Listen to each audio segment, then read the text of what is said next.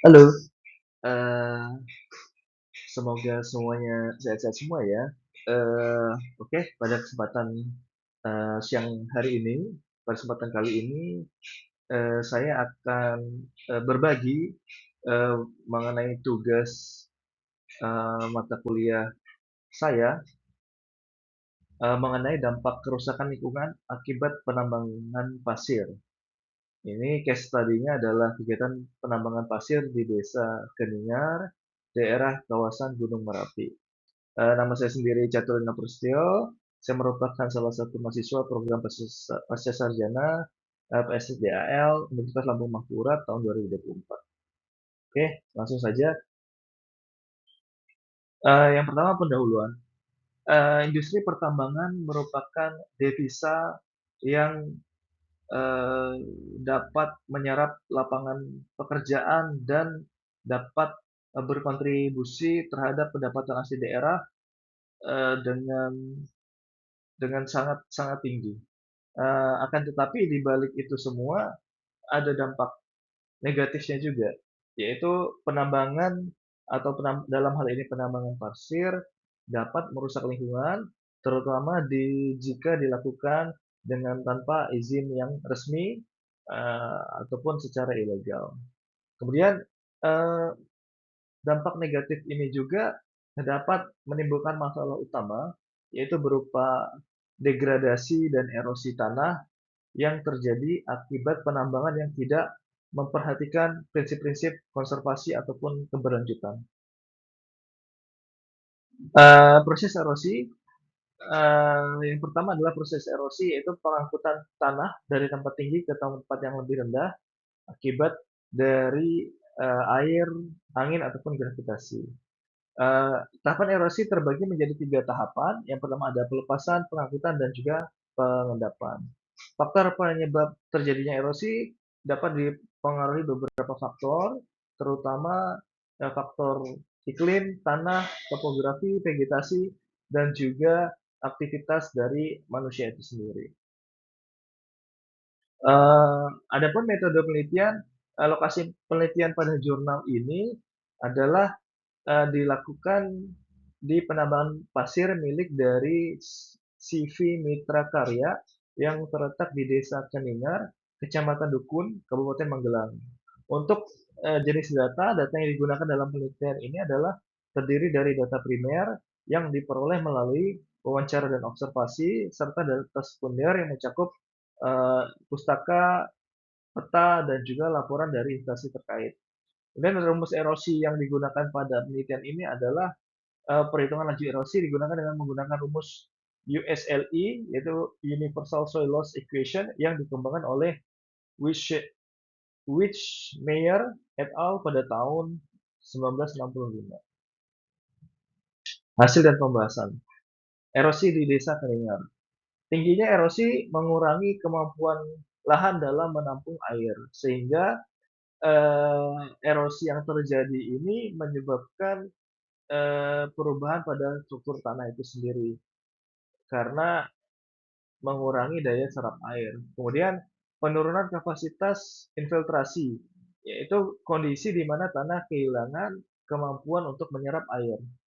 Kemudian hilangnya material atau bahan organik dengan adanya erosi ini juga mempengaruhi terhadap kualitas tanah itu sendiri karena material-material organik yang ada di dalam eh, tanah itu sendiri itu bisa terdegradasi karena adanya eh, hilangnya bahan-bahan organik akibat erosi itu sendiri.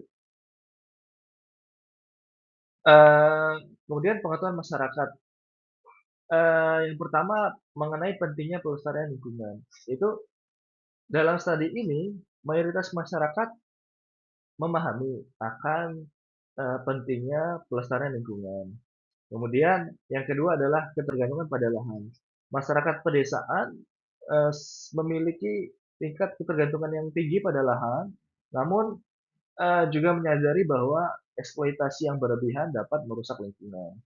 Kemudian persepsi masyarakat sekitar terhadap penambangan pasir ini sendiri adalah masyarakat menerima penambangan pasir yang dilakukan di wilayah ini karena ini merupakan sebagai salah satu mata pencaharian di kawasan ini. Adapun dampak lingkungan dari kegiatan penambangan yang dilakukan adalah yang pertama tentunya erosi tanah. Itu di mana proses pengikisan tanah yang dapat mengurangi kesuburan lahan dan dapat memicu kerusakan lingkungan. Kemudian adalah rusaknya jalan desa. Jadi kegiatan penambangan yang sering mengakibatkan kerusakan pada infrastruktur jalan ini juga berdampak pada aksesibilitas bagi masyarakat sekitar. Kemudian yang ketiga adalah tebing rawan longsor.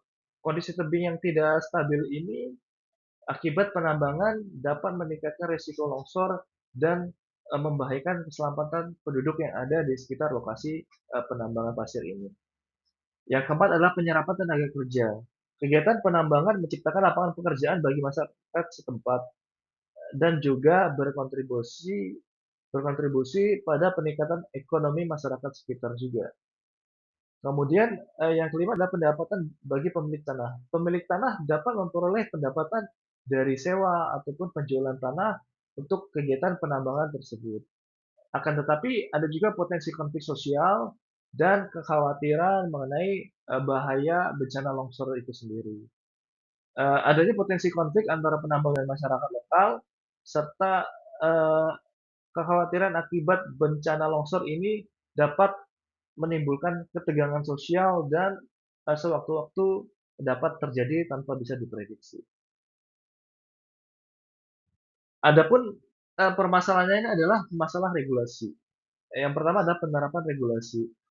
Eh, dari sekian banyak pertambangan pasir yang ada di sekitar wilayah ini, hanya satu perusahaan yang memiliki izin yang resmi atau SIPD, sementara banyak penambangan ilegal juga terjadi di sekitar wilayah ini.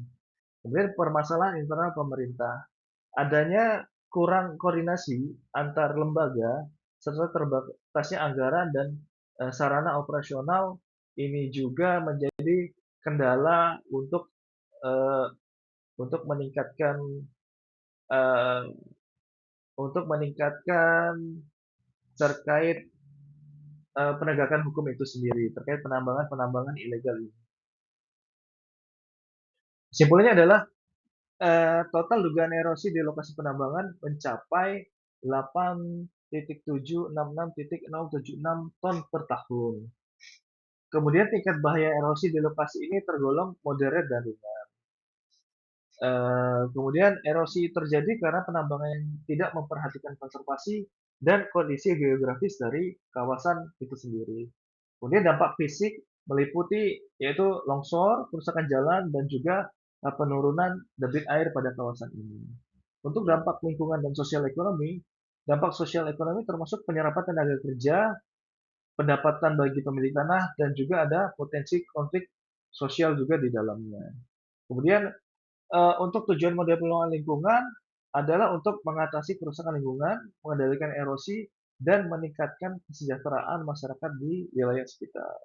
Adapun langkah-langkah dalam model ini adalah meliputi penentuan lokasi penambangan, reklamasi, dan pengendalian erosi untuk meminimalisir resiko kerusakan lingkungan yang lebih jauh yang dapat membahayakan masyarakat sekitar yang hidup di sekitar wilayah penambangan pasir ini tentunya.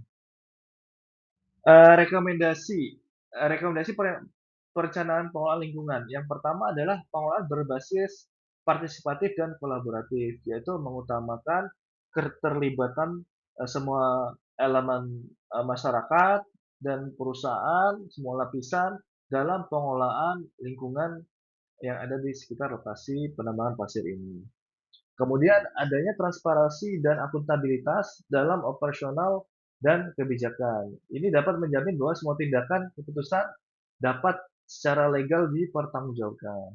Kemudian fokus pada reklamasi pasca penambangan dan pengendalian erosi. Itu lebih kepada menerapkan strategi untuk memperbaiki dan melindungi lingkungan setelah kegiatan penambangan selesai dilaksanakan. Yang terakhir adalah peningkatan pengawasan. Peran pemerintah dalam mengawasi dan memastikan penambangan perlu dilakukan sesuai dengan regulasi yang ada agar tidak banyak tambang-tambang ilegal yang tidak bertanggung jawab, beroperasi dan dapat mengancam, kondisi lingkungan hidup yang ada di lokasi penambangan, pasir tersebut. Baik, sekian dari saya, sampai jumpa di kesempatan selanjutnya. Semoga ini bisa menjadi tambahan pengetahuan dan, sampai jumpa di kesempatan yang lain.